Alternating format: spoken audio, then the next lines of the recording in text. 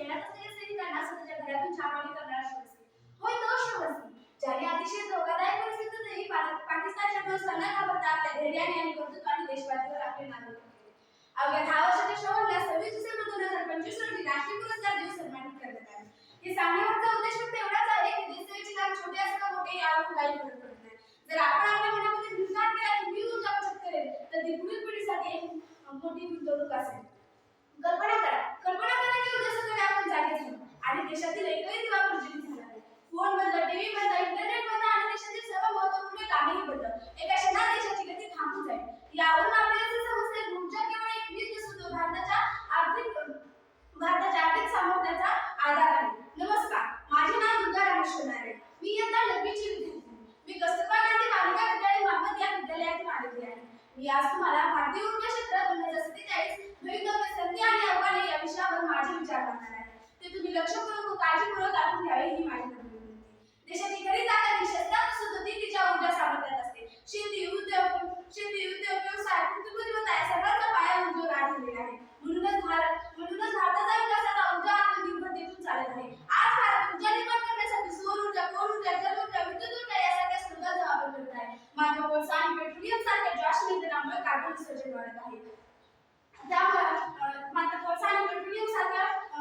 मात्र कोळसा आणि पेट्रोलियम सारख्या ज्वाश इंधनामुळे कार्बन उत्सर्जन वाढत आहे. त्यामुळे भारत सरकार आता स्वच्छ ऊर्जेकडे वाटचाल करत आहे. सौर ऊर्जा, पवन ऊर्जा प्रकल्प आणि स्मार्ट ग्रिड याचा विकास करीत आहे. त्याचबरोबर एनर्जी बास्केट अधिक मजबूत बनवण्यात भर देत आहे. म्हणजे एकाच ऊर्जेवर अवलंबून न राहता सौर, पवन, जल, विद्युत यासारख्या अनेक स्रोतांद्वारे ऊर्जा कार्यक्षमता वाढवण्याचा प्रयत्न करीत आहे.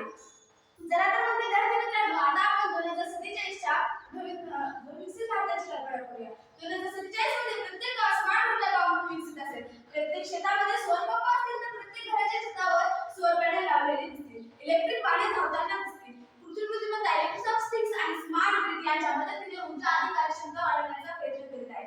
म्हणजे सामान्य नागरिकांना ऊर्जा वापरणार नाही तर स्वतः निर्माण करून एक ऊर्जा उत्पादक बनेल. यामध्ये सर्वात मोठे आव्हान म्हणजे जीवाश्म इंधन. जीवाश्म इंधन हळूहळू कमी होत आहे. यामध्ये पेट्रोल आणि डिझेलला पर्याय म्हणून इलेक्ट्रिक वाहने आणि हरित हायड्रोजन याचा आदराची वापर होत आहे. दुसरे मोठे आव्हान म्हणजे वाढती लोकसंख्या. वाढती लोकसंख्येमुळे लोकांच्या गरजा वाढत आहेत. त्यामुळे घरे, उद्योग, शेती, कृत्रिम बुद्धिमत्ता आणि डेटा सेंटर यामध्ये ऊर्जेची कमतरता भासत आहे. तिसरे मोठे आव्हान म्हणजे हवामान बदल. हवामान बदलामुळे 2047 मध्ये आपल्या भारतामध्ये उष्णता अधिक वाढू शकते आणि त्यामुळे अतिवृष्टी आणि पुरे दुष्काळ यासारख्या नैसर्गिक समस्यांना आपल्याला सामोरे जावे लागणार आहे. या सर्व